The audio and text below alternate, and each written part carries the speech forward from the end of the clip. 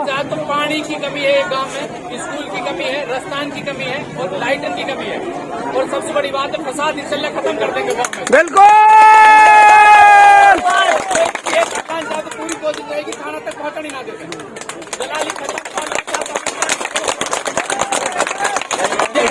इन्हीं काम करेंगे और काय की कोई भी काम है पूरा करेंगे इंशाल्लाह, पूरी कोशिश करेंगे वहाँ पे।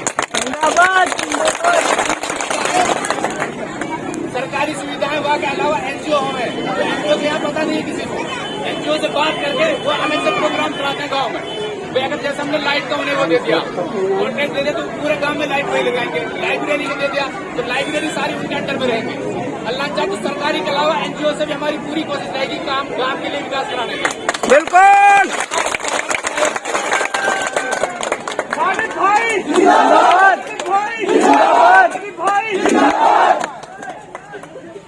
मैं रमज़ान आप सभी का तहे दिल से इस्तकबाल करता हूँ। दर्शकों, इस वक्त मैं जमालगढ़ गांव में मौजूद हूँ। मेरे साथ है आज एक ऐसी शख्सियत जो परिचय के मोहताज नहीं है, क्योंकि जमालगढ़ गांव बखूबी जानता है। मेरे साथ है साजिद खान। सामाजिक मुद्दों को लेकर और समाज की सेवा के लिए उनकी भाभी जी चुनावी मैदान में है, लेकिन प्रतिनिधित्व तो साजिद खान सर मौजूद हैं, वो निभा रहे हैं। सर बहुत स्वागत करता हूँ जी।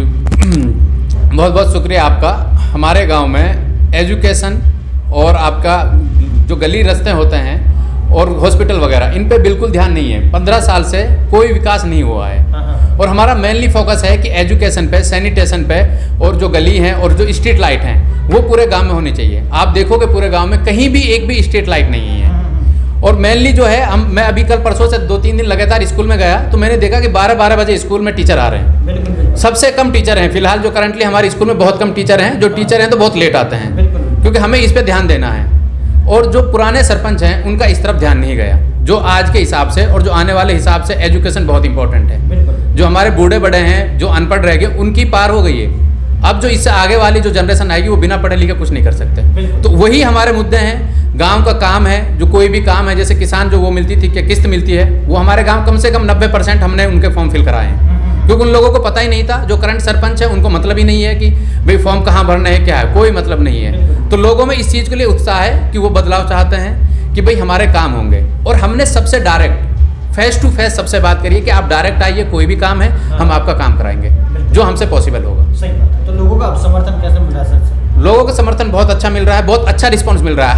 हर कोई बदलाव चाहता है, क्योंकि 15 या 20 साल से वो देख रहे हैं कि जब और गांव में जाते हैं तो लोगों को पता चलता है कि वहाँ रास्ते अच्छे बने हुए हैं। आप जब गांव में घूमोगे आपको पता चलेगा कि रास्ते और नाली निकासी का बहुत सबसे खराब यहीं पर है जमालगढ़ में। तो उसी पे हमारा फोकस है कि निकासी हो, जैसे जोहड़ वगैरह तालाब है उनमें निकासी हो, या जो नहर है साइड में भाई कुछ गलियों का वहाँ निकासी हो। और दूसरी बात कि स्कूल वगैरह पे बहुत ज़्यादा ध्यान देना है। बिल्कुल, एजुकेशन बहुत इंपॉर्टेंट।